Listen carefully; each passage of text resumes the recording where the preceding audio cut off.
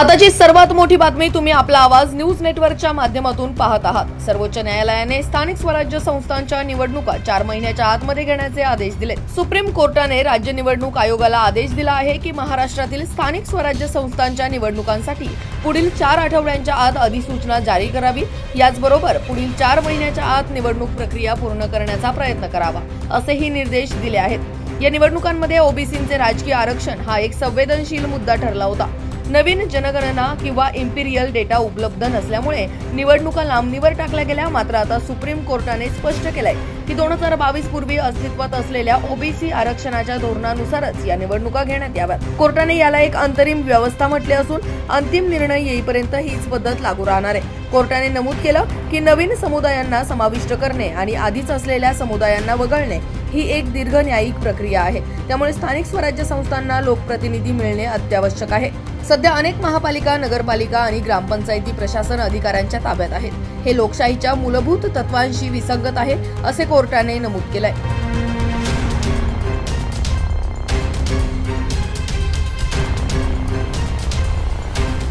की महाराष्ट्रामध्ये आज 5 वर्षांपेक्षा अनेक प्रकरणांमध्ये प्रशासक जे आहेत तर ते कार्यरत आहेत।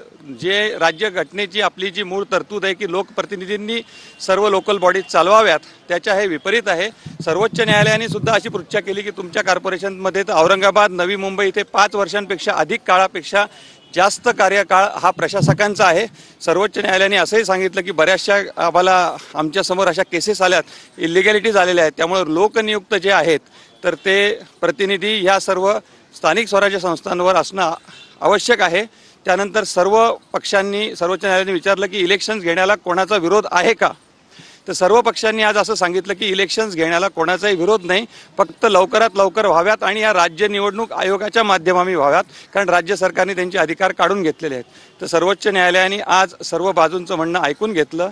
त्यामध्ये एक मुख्य मुद्दा जो ओबीसी आरक्षणाचा होता, बांटिया कमिशनमध्ये आपण सकाळीच बोलल्याप्रमाणे काही जागा या कमी केलेल्या होत्या, तर त्या जागा ज्या आहेत त्या आता पूर्वस्थितीला नेऊन ठेवल्यात। सर्वोच्च न्यायालयाने असं सांगितलं की ओबीसींना 2022 पूर्वी जे राजकीय आरक्षण होतं सध्या तेच राजकीय आरक्षण परत देण्यात यावं आणि 4 आठवड्यांच्या आत सर्व ज्या निवडणुका आहेत तर त्या राज्य निवडणूक आयोगाने घोषित कराव्यात।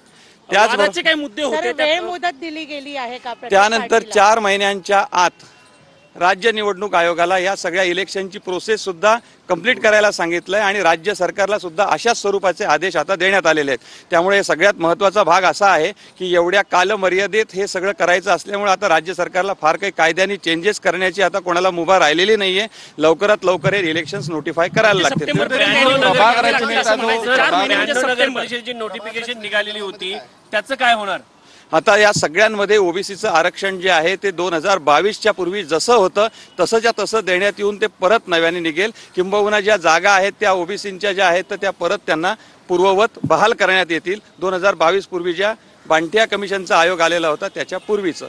आता सगळ्यात महत्त्वाचा भाग असा आहे की राज्य निवडणूक आयोगाला असं सुद्धा मुभा देण्यात आलेली आहे की जिथे जिथे निवडणुका त्यांना घेणं शक्य नाही आहे त्या ठिकाणी निवडणुका ज्या आहेत तर त्या घेण्यासाठीची मुदत वाढवून घेण्यासाठीचा अर्ज सर्वोच्च न्यायालयासमोर राज्य निवडणूक आयोगाला करता येईल। म्हणजे याचा सरळ अर्थ असा आहे की 4 आठवड्यांच्या आत आता जिथे जिथे तयारी झालेली आहे तिथे राज्य निवडणूक आयोगाला इलेक्शनचे नोटिफाय करावेच लागतील।